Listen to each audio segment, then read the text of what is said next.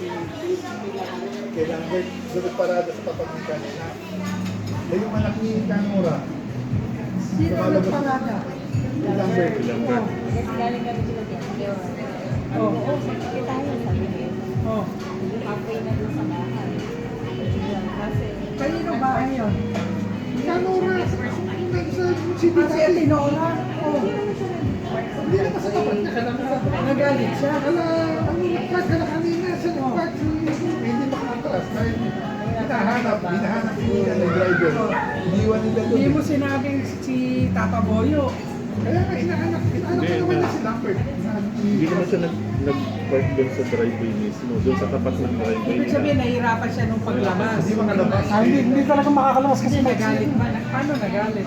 Yun ang nagalit sila, frustrated na hindi makalabas ng mga 30 minutes. Hindi, pero kung makita tayo nun, o mga Tata Boyo, medyo mag-aano yun. hindi gagad. Hindi kasi yung lote doon sa pinagaganapan ng Sabado.